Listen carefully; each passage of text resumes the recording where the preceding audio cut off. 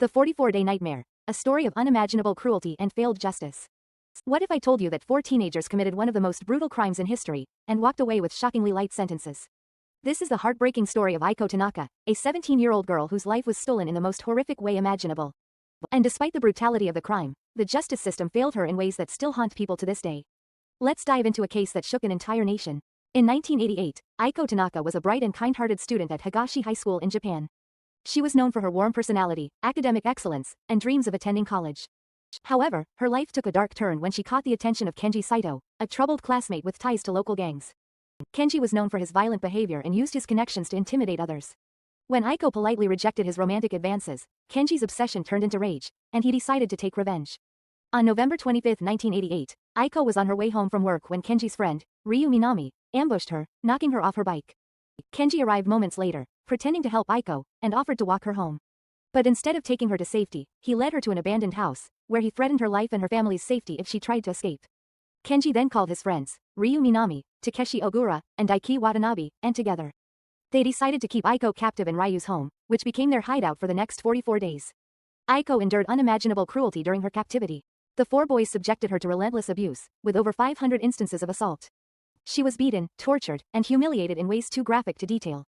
Her physical condition deteriorated so severely that she could no longer stand, forced to crawl even to move. Despite knowing what was happening, Ryu's parents stayed silent out of fear of the gang connections, choosing not to inform the police.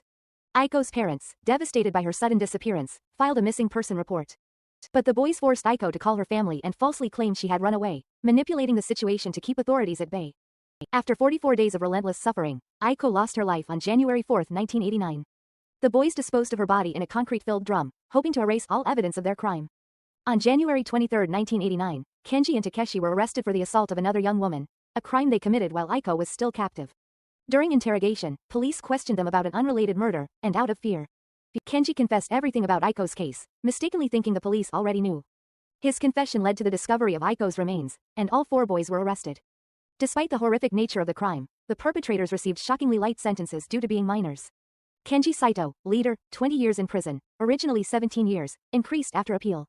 Ryu Minami, 9 years in prison. Takeshi Ogura, 8 years in prison. Daiki Watanabe, 5 to 6 years in prison. Ryu's parents, who knew about the crime and stayed silent, faced no legal consequences. The light sentences sparked national outrage, with many demanding life imprisonment or even capital punishment. But due to Japan's lenient juvenile justice system at the time, the sentences remained unchanged. Aiko's funeral was held on April 2, 1989, attended by classmates, teachers, and heartbroken community members. At her school's graduation ceremony, the principal posthumously awarded Aiko's diploma to her grieving parents,